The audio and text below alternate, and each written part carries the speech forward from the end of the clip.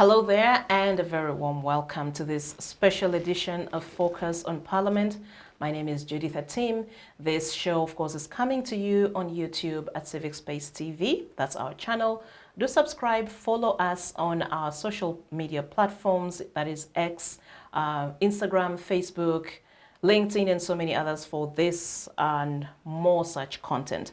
We are continuing, of course, with our special coverage or special focus on the proposed amendments by the government of Uganda to amend provisions, or rather amendments to the legal framework governing the work of non-governmental organizations and civil society organizations. But importantly, we want to look at the impact of these proposed amendments. How do these proposed amendments affect you as a citizen of Uganda, who is the last mile beneficiary of the roles or services provided by NGOs and civil society organizations in Uganda?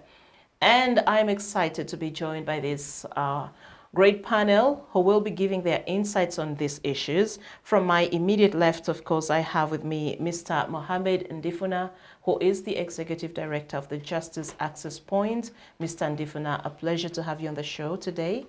Good afternoon. It's always a pleasure to be part of this conversation. Thank you. We also have with us Ms. Perry Aritua, Executive Director, Women's Democracy Network. Good afternoon, Perry. Good afternoon, Judith, my fellow panelists, and to the viewers. Good to have you. And last but not least is Mr. Keneth Kitambula, who is with the Human Rights Center Uganda. He's a programs officer there. Kenneth, a pleasure to have you on the show. Good afternoon. Thank you for having me, and good afternoon to our listeners and viewers. Thank you. So just very quickly, Mr. Ndifuna, I'll start with you. You've been in this space for a very long time, the CSO, NGO space. Just like Perry and, of course, also your colleague, but Kenneth is much younger, and I'll come to him to give us the perspectives of young people still. But to you, Mr. Ndifuna, how did we find ourselves, I mean, the NGO and CSO space, how did they find themselves at this situation?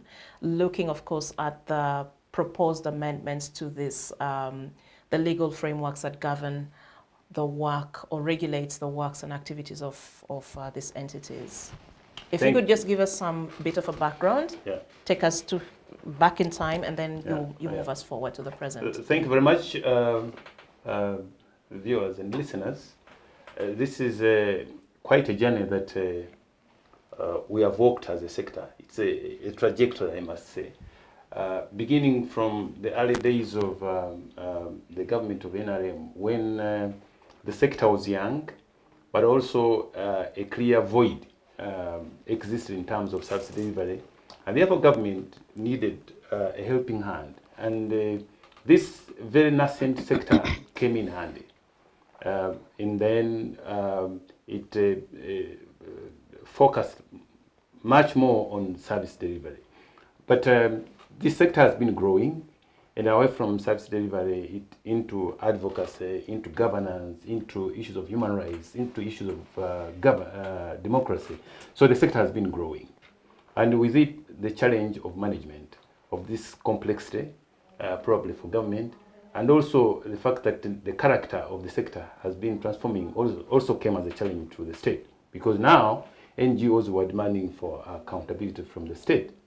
So that sometimes also created discomfort, and you can see a shift in the relationship between the NGO sector that was growing and the state that was getting uncomfortable with the increasing pressure and demands from the not-for-profit sector. Now, that then I think prompted government to come up with a new formulation, especially new legislation to control this very expanding and more complex sector. And for us as the sector, we sought facilitation, support, and enabling from the state. And on the other hand, the state was more interested in restricting and controlling this sector that was becoming more challenging to manage. So that we can then say triggered a conversation, a long conversation that has led to where we are. Now, part of the conversation led NGOs to make very firm propositions to government. For example, when government came up with the proposals for enactment of the NGO Act that we felt was going to stifle the sector, we came up with the alternatives. Actually, we came up with an alternative bill, which we wanted to moot as a private member's bill. And we had a very important campaign on that bill. We named it CONOP. It was led as a coalition effort, coalition on the NGO bill, CONOP. Now, nevertheless, government enacted the law, and we continued pushing for it, including actually even going to Constitutional Court for interpretation of certain provisions. Then came the opportunity of revisiting the legal framework for NGO, which government seemed to be now more inclined to listen to. We quite energetically engaged in that process, leading to the promulgation of the NGO policy. That policy is a very constructive policy, and it captured the spirit of the conversation between the state and the NGO sector. And now we were now in a situation where we had a good policy and bad laws and bad regulations. So what one expected was that the NGO Act then and the regulations were going to be attuned to the policy. And that, so we went into the 2016 conversation with that in mind, that actually the spirit was going to be that of adjusting the existing legal framework to reflect the NGO policy that had been adopted. Coincidentally, many things came into that bill then, now the Act, that defeated the spirit, because we had now provisions that gave excessive powers to the NGO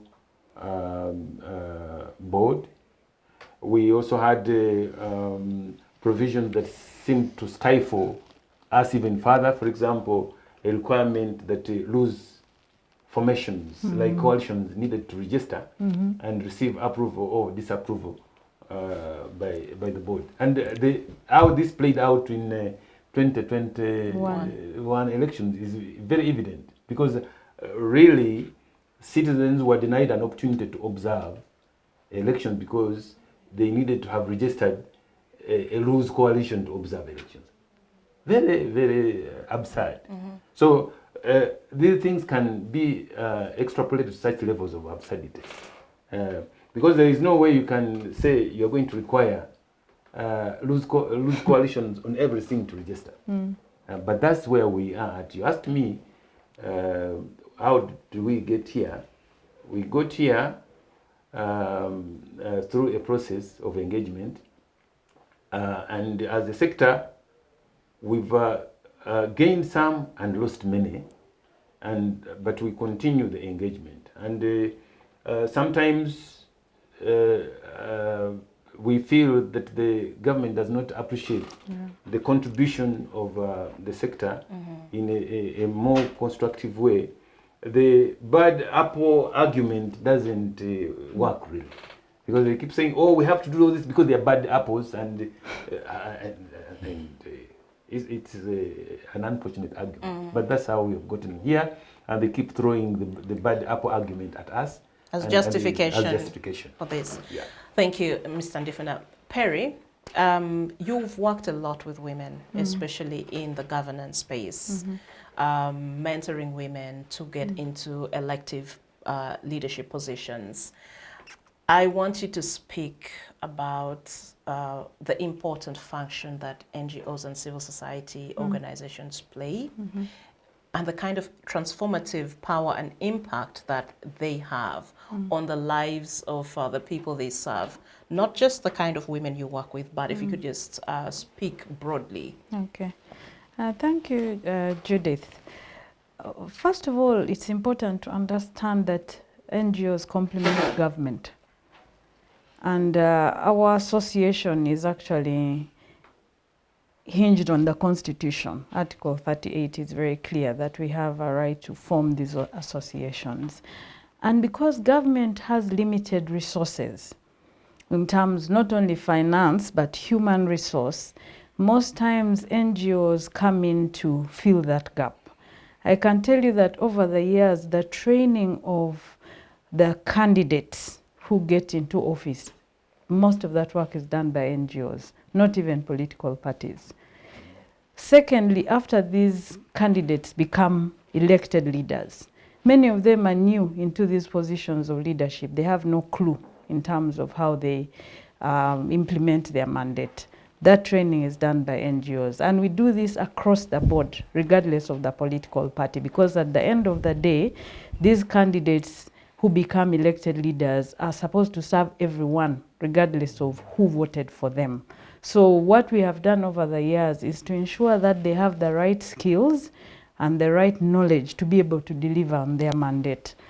And we do this by ensuring that those women and men who have served effectively become part of the trainers, so that they're able to pass on their knowledge, they're able to pass on their skills, to ensure that those who then come in newly into these offices are able to execute their mandate. The Ministry of Local Government is supposed to do training, and it hardly does that these days. What they do is a drop in the ocean. I'm saying this because we have had to train youth and women local councillors in over 25 districts in this country. Many of them didn't even know what a development plan looks like. What does a budget cycle look like? How do you speak in the local government? How do you ensure that you are engaging with the community? How do you prioritize the issues that are affecting the community as you're doing your work as a representative? So these are tasks which government is supposed to do, but we complement that role. So it's important for government to speak to the beneficiaries of this tremendous work that NGOs have done. That even the milestones that are being made in terms of service delivery is because of this work that is being done, to teach them when you go to the field, how do you monitor? How do you ensure that there's value for money? You know, things which we take for granted. And so for me, the laws must be able to facilitate that role instead of making it seem like we are doing something that is not adding value to this country. Right now we're going into an election. I can tell you a lot of the civic awareness that is going on. Even before voter education, the different organizations got accreditation, was being done by NGOs. I mean, you'd receive calls and people are telling you, what do? I want to get nominated. We have that information. We have been doing tremendous work, sharing frequently asked questions, getting in touch with the Electoral Commission officials at the districts, asking, whether they can give information, providing free radio airtime, to ensure that these candidates are able to have the information, they're able to speak to the voters, and that within the community is able to get information. So for me, I hope that government continues to see us as a vital, not even addition, a vital partner in enabling it to deliver on its mandate. And I must say that even within the Constitution, one of the national objectives and state principles of state policy says one of the duties of a citizen is to hold its government accountable. Because ultimately we're the taxpayer. Even before we become workers in these NGOs, we pay taxes. So the work that we do on governance, on democracy, is hinged in the law. We don't do anything outside the law. So even as they legislate, I think it's important to look at the benefits over the years.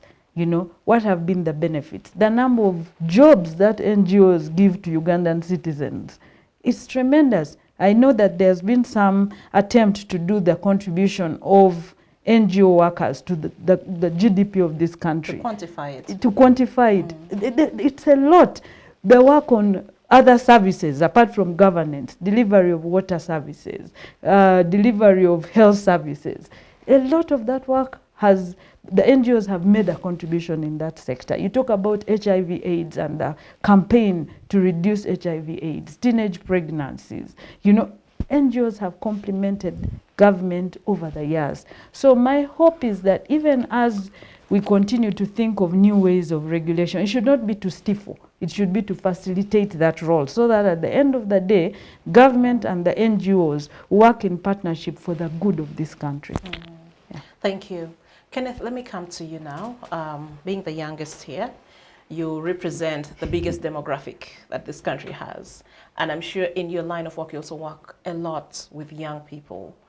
Just share with us your experience in working with young people and the issues that you feel are more pressing for young people, that the NGOs and CSOs tend to come in and plug in or address those gaps. Thank you so much, Judith. And I think firstly, I want to associate myself with what Perry has said, that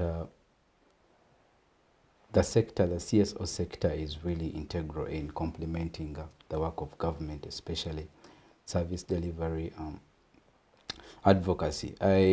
Just to take you back from what my senior has said, Mohammed, I think when you look at the 80s and the 70s, where NGOs were more into service delivery and all that, that perception has since not left the minds of our state. They are still, I think, they are still stuck on NGOs are supposed to do that, because currently NGOs, are, especially those in advocacy, they are really, really struggling. Advocacy, human rights, it's a component that this government doesn't find very integral. I've witnessed a couple of stakeholders, especially from government, saying these NGOs that are into advocacy, what are they doing? We're not seeing what they're actually doing. So it's just a mindset. It's just a mindset. So but in their opinion, advocacy is not work. They work don't think should be yes. giving handouts or yes. food aid or things like that, tangible. Yes, yes. For them, according to them, NGOs are supposed to go to the village, give people handouts, build schools and all that. So they find advocacy a bit off, which I think is a wrong perception and requires mindset change. But of course, back to what you've said, NGOs are really playing a key role, especially in helping the young people.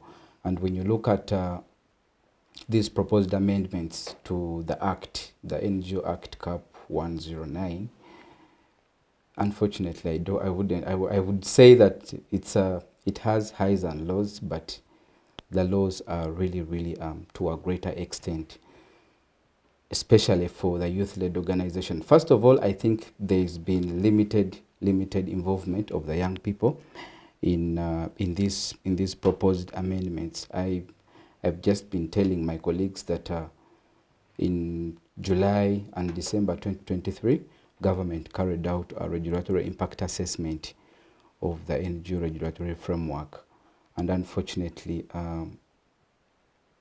consultations were really, really minimal. To date, I understand the government has since rolled out consultations on the entire policy and the laws, but still the voices come out. There is limited participation. It doesn't really look to be informed. There is limited voices, especially for the young people, given the fact that they are the majority in our country. Yes, so when you look at the proposed basket fund, I think it's not a good initiative, in my opinion, to look at it from a more broader perspective, because NGOs, I must tell you that previously, and I think my senior here can help me with that. Previously, donors have had issues working with government, especially giving them what? Giving them money directly. The moment you give government money directly, I mean, it will work, but the bureaucracy and the structures and the corruption and all that tends to really, really derail their work. So what donors have resorted to is they are comfortable giving money to NGOs, because NGOs they're accountable. They're accountable. They're able to account, and they're able to actually do the work. They're able to partner with government. For example, when you look at the Human Rights Center Uganda, I think over the last 9 years, has closely worked with government to support the enhancement of relationship between the government and the NGO sector. But still, the basket fund, for me, it's a big problem, and I don't know why we're actually having this conversation, because I must tell you that the moment we allow this thing of a basket fund, then that's going to be the death of the sector. Yes. Thank you. So just for the benefit of you who is watching, there are 3 contentious proposals in this proposed amendment. The first, of course, is the basket fund that Keneth talks about. So you might be wondering, what is the basket fund? So here the proposal is that all donors who support NGOs don't have to send their money directly to the NGOs, but rather to an account that is held and managed and controlled by the government. And then the government will decide how to disburse that money. That's one of the proposals. And then the second, of course, is to have an apex body that oversees the operations and activities of the NGO. In other words, there should be something like a national council to oversee for NGOs and CSOs.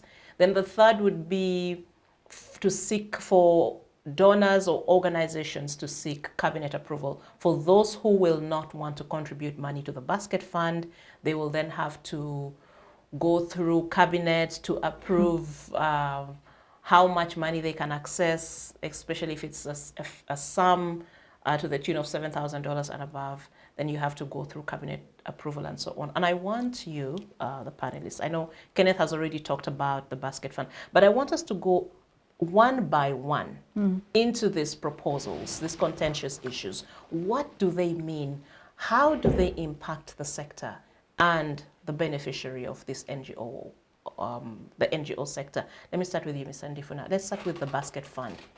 If the government is to control money that NGOs, to run the activities of NGOs, what will this mean to, for instance, your organization, Justice Access Point, or any other organization that is not governmental? For starters,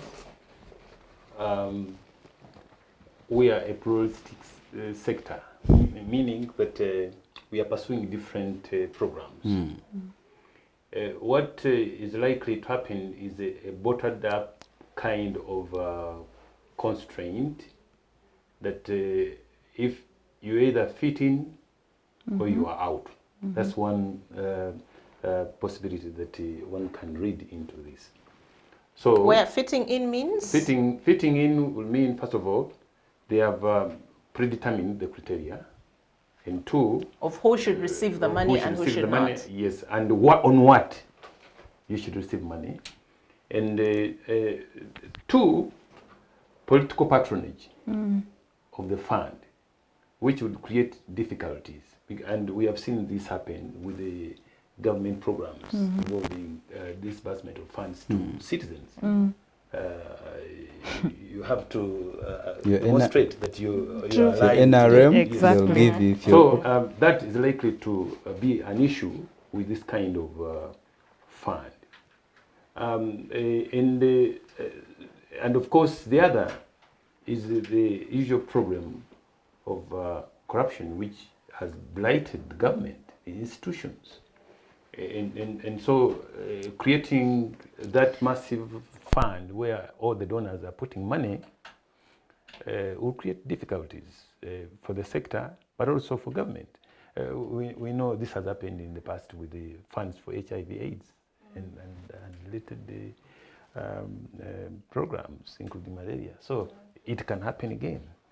The other issue that I see as a big challenge associated with creating a fund like that would be that it would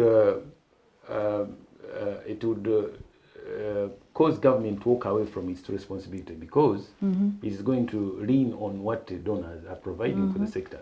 What government can probably legitimately do, and with even encouragement from us, is to set up specialized funds. Like, for example, it could be an innovation fund for the sector. Those who are interested in and meet the criteria can apply. Yeah. Or a crisis fund. Yes. There is an emergency. an emergency, and the NGOs want that is laudable.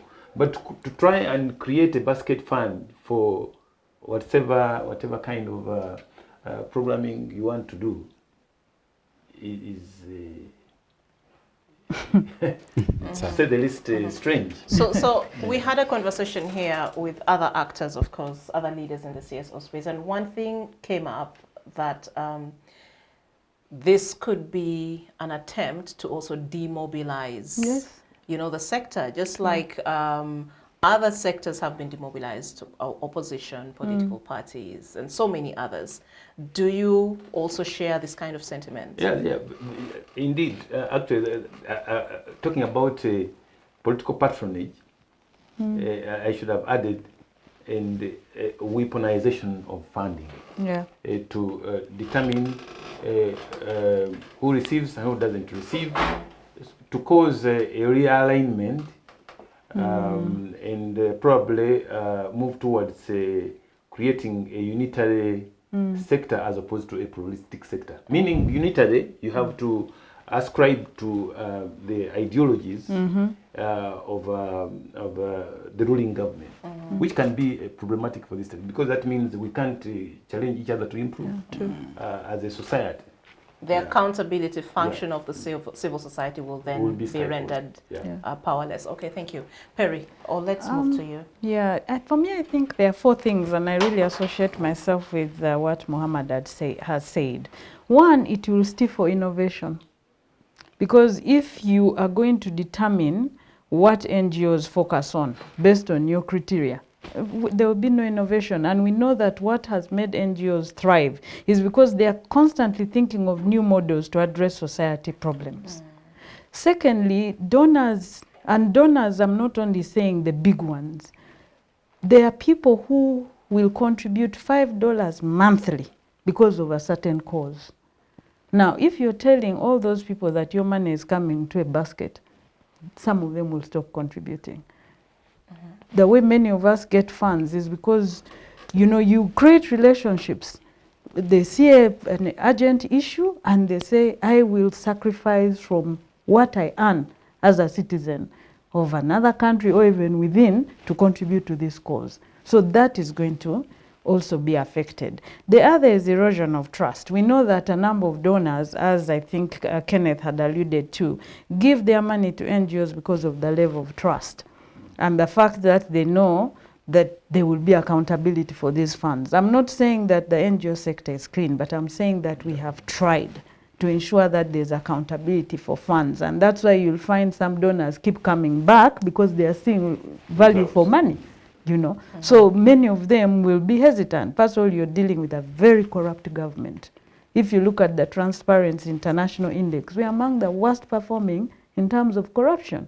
And we also know that within this country, even to get these documents signed, usually you have to give money. There's corruption in the system. So it's like you are going to take what has already made a number of people leave the NGO sector and even make it worse by this kind of arrangement. And the last is bureaucracy. Government is very bureaucratic by nature. Now, if, for instance, I am dealing with an emergency, as an NGO, when funds are managed by us, we're able to respond almost immediately.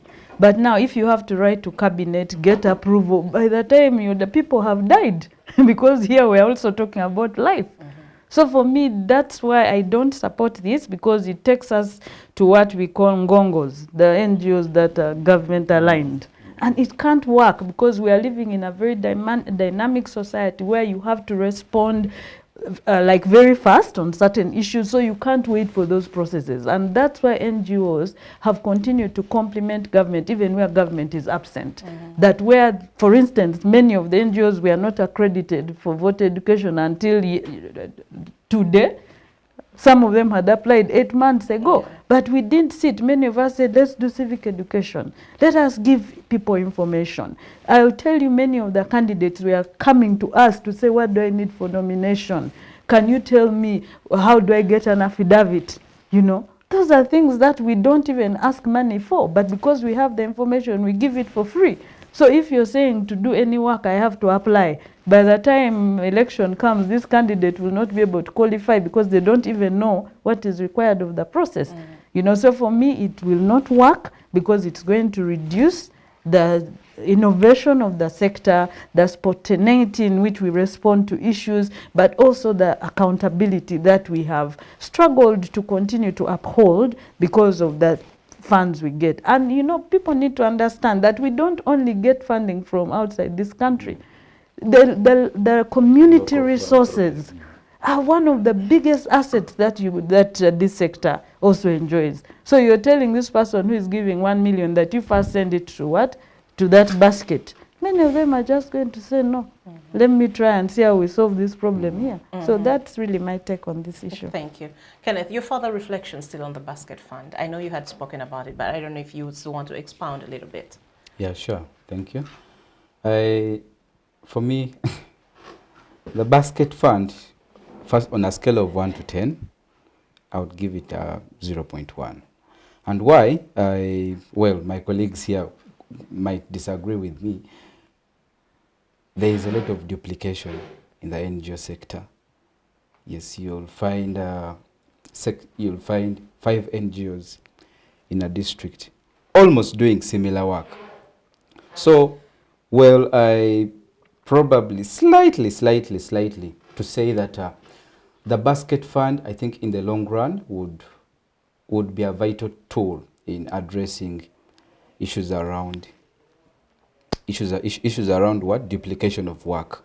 So in other words, if an NGO is already in, let's say, Kampala district doing civic education, let's say in the entire district, why would we again have to give another organization probably doing similar work? Why don't we rather give another organization to do a different intervention?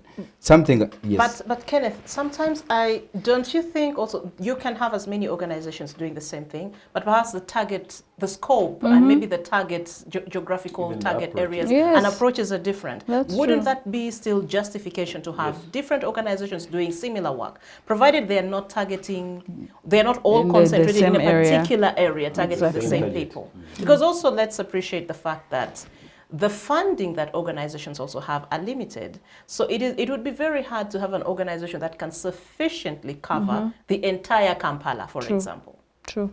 I don't. I totally agree with you, and my point wasn't really trying to say that NGOs shouldn't do work. Let's say in different regions. My concern was mainly on duplication. Yes, and I know Perry wants to come in a little bit. And the duplication, what do I mean? Is you go to a district, you have an NGO that is doing a WASH program. And then you find a similar or another NGO doing similar work, same beneficiaries and same interventions. But are they delivering? You don't need the basket fund to do Exactly, that. to do that, yes. No, because I'll just tell Kenneth Yes. that we, as the women's rights organizations, we realized that our strength is in being in different places, doing the same work, but in different places. So it's just coming down on a round table and saying, guys, this is our main goal. Where are you best placed? How do we ensure that we're able to divide this country, delivering the same services, but being able to reach different parts of the country? So it doesn't need the funds to tell you where to go. You just need to sit down as a group, look And at the agree. country, agree, and you see the beauty of actually that kind of arrangement is you're able to share expertise, you're able to share knowledge, you're able to keep each other accountable because you're spread doing the same thing, but you may find, for instance, in one area, the beneficiaries are moving faster. While so you're able to come back and reflect. Exactly. Yes. You don't need a learn from each basket. other. Exactly. You don't Kenneth, need money. again, proceed, yes. Okay, I know, and I totally agree. I agree with Perry and Ndifuna, but what I meant by the Perry, do you accept that there's duplication in the sector? Yes, and it's because some people have not come back to sit on a round table, just like as I've told you, to sit down and say, guys,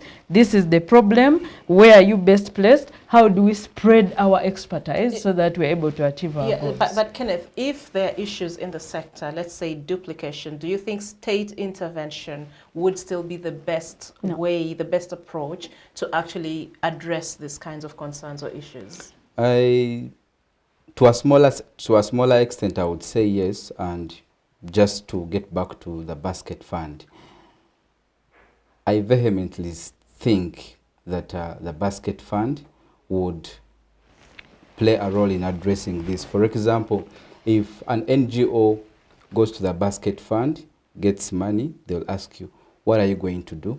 And this is what I'm going to do. As opposed to now, there is a lot of monopoly.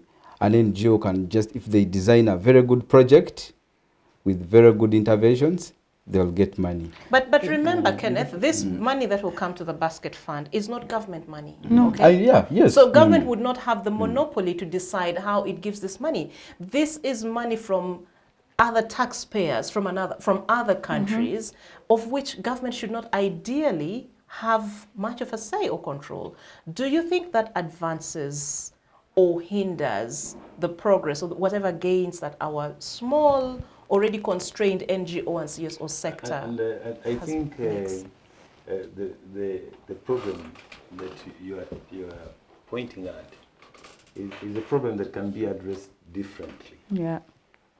And through non-institutionalized mechanisms, including, for example, frameworks or forums that exist. Exactly. Like, for example, the NGO. The NGO forum. Yes.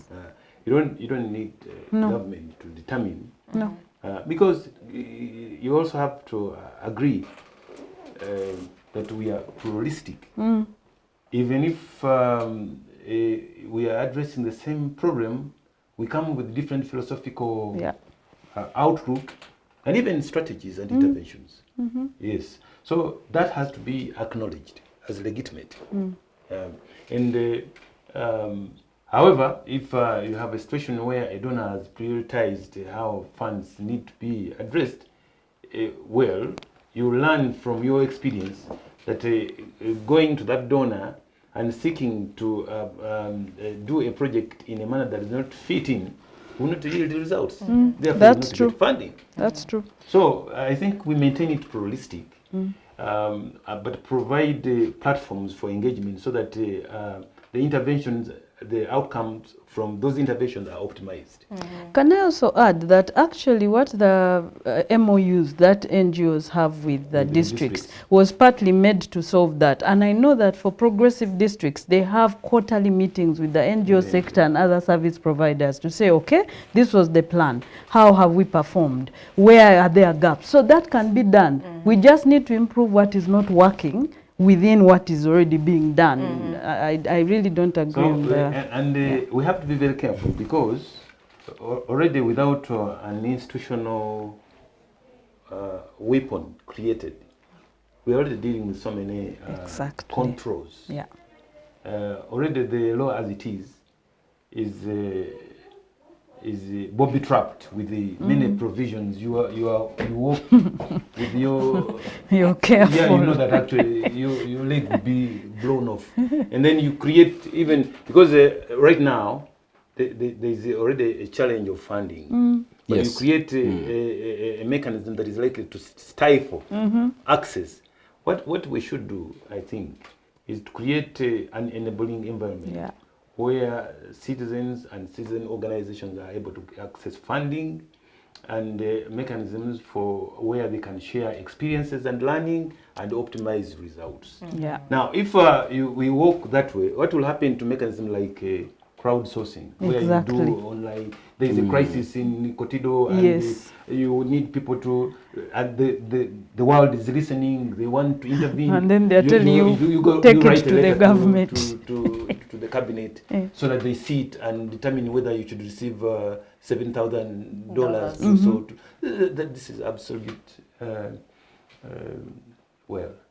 I wouldn't agree. It's a fragmentation. So I want us to talk about the apex body and the relevance of it. Is it necessary? You already have the National NGO Forum, which yes. oversees the activities of the NGOs. And I know every NGO or CSO has to also provide annual reports to the government. Exactly. So there are already reporting mechanisms and structures in place. What would be the rationale? And of course, in as much as we critique these provisions, I also want to hear, of course, the good things. If you think there are any about these provisions, I'd also still be glad to hear. What would be the rationale of having a national council kind of body to oversee the work of NGOs? Is it a duplication of what the NGO Forum already does? Is it an act that further undermines the work that the NGO Forum does? What are your thoughts about this provision, proposed amendment? Okay. You know, for me, I always say it's you don't want to reinvent the wheel where something is already there. Instead, find out where the gaps are and make it better. That's how these societies that have developed have grown. You know, they keep building, and the Chinese have mastered the art. You get an innovation, make it better, instead of creating something which then kills what seems to be working. So if there are weaknesses in the NGO Forum and the way it is working with the NGOs and the whole regulation, let's focus on making it better. You know, that for me is my submission, because you do not want to create a system where you stifle the vibrancy, where people are able to speak without feeling that they will be intimidated. You want people to be able to think outside the box. In this current context, there's a lot of censorship. Now, if you're adding that element of having a statutory body and the bureaucracies and the things that come with it, it becomes a problem. Right now, we report to the NGO board, you know. But even things like permits right now are not being given out because the minister has not yet created that body which is responsible for issuing permits, you know. Because ideally right now there should have been another task, a body created within the board to issue permits. So you already have this one which is statutory. It already can't function. You know, so why are you then taking us back to what is not functioning? Instead, let's look at the forum. What is working, what is not working? Let's make it better. Kenneth, your thoughts still on... And I still agree with what my colleagues here have mentioned. There is already work that is being done. For example, when you look at the National NGO Forum, and it's really doing good work. When you move to the regions, for example, when you go to the Lango sub-region, there is a Lango Civil Society Network.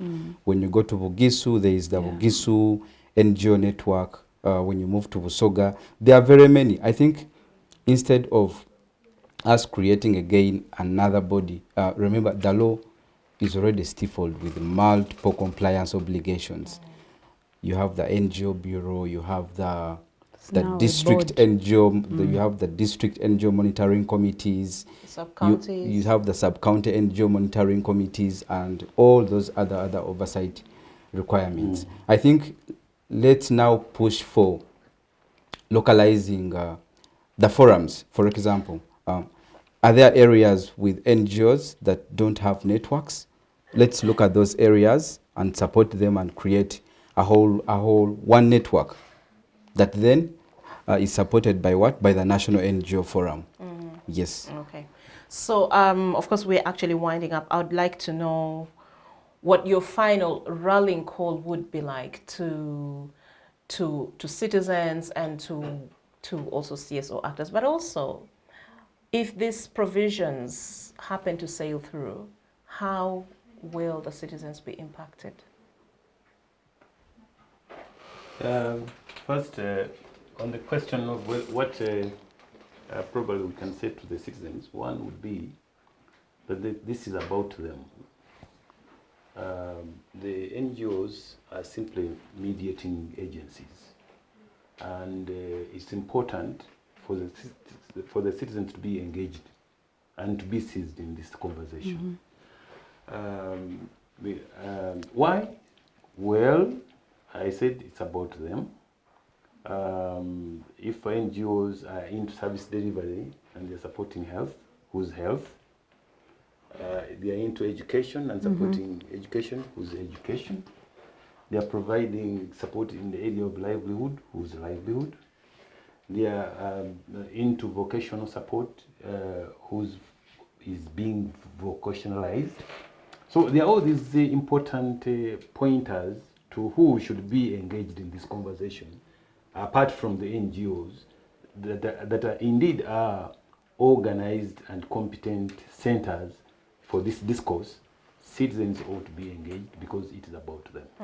Thank you. Perry? For me, just speaking to the beneficiaries of the tremendous work of the NGOs, it's important to make their voices heard, because I know that a number of lives have changed because of the work of these NGOs, that some of these women and men who are sitting in those positions of power is because an NGO was present when they needed their support in terms of skills, in terms of knowledge. So I would really urge the citizens to speak a bit louder, and really for government to look at the NGOs as complementers. We complement the work of government. The work that we do around accountability is because we are a country that does not have much resources. So when we are making noise, it's because we want the ultimate beneficiary, who is the citizen and the taxpayer, to be able to have the services that their taxes are supposed to provide. So it's really not about us, but it's about the citizen. Thank you. Thank you very much, Perry. Keneth? For me, my call is really to the government. Let it stick to the objectives of the NGO regulatory framework. Support the development of the NGO sector, and also enhance dialogue and relations between government and the sector. I think the government should be looking into the direction. How can we closely enhance relationships with the sector? How best can we sit down and develop this vibrant NGO sector, as opposed to proposing multiple compliance requirements and regulations, which in the end will again stifle the work of NGOs. Well, thank you very much. Thank you, Keneth. Thank you, Perry. And thank you, Mr. Mohammed Ndifuna. And thank you to you all, of course, for keeping it with us here and paying attention. I hope you have paid attention. And of course, also drop us a comment in the comment section. Tell us what you think about this proposed amendments that government is coming up with to regulate the operations and activities of NGOs and civil society organizations. The hashtag is Review of NGO Laws, as you can see on the screen. Thank you very much. This is our special edition of Focus on Parliament. My name is Judith Atim. Glad to have you. Until next time, bye-bye.